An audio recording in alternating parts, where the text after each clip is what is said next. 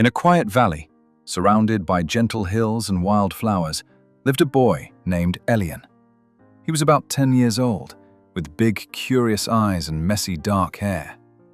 His village was simple: stone cottages, a little river, and an old windmill that creaked with age. But Elian often felt out of place. Everyone in the village seemed to have a role.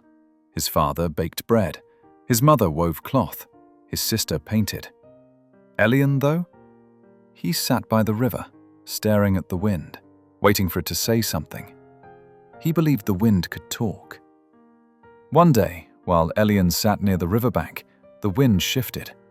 It brushed his cheek, then swirled the leaves in a perfect spiral. He heard it. Not a word exactly, but a whisper that stirred something deep inside. "Follow," it seemed to say. Elian stood. He didn't pack a bag or tell anyone. He simply followed the whispering wind, past the mill, past the hills, into the unknown. The forest was ancient and tangled. Shadows moved like old memories. Elian felt afraid, but the wind was always just ahead, guiding him.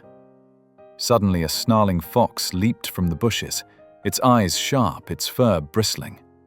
Elian froze. But instead of running, he spoke. "I won't hurt you." The fox paused, surprised. It circled him once, then disappeared into the trees.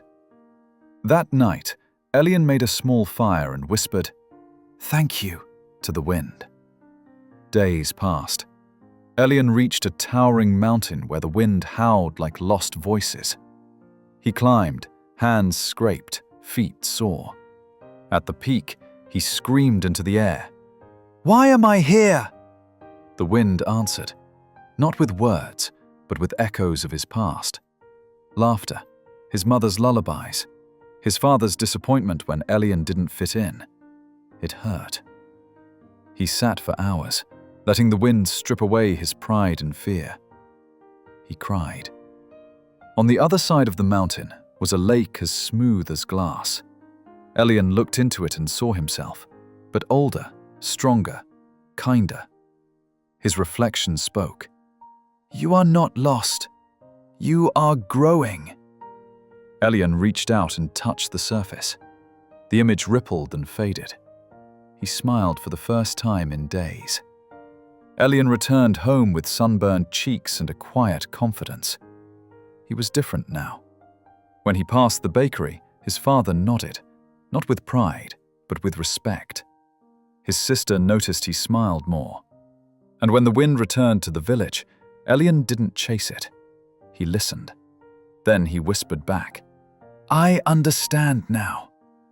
One morning, as Elian sat near the river again, the old windmill finally creaked and turned for the first time in years. People gathered, amazed. But Elian just smiled. He knew why.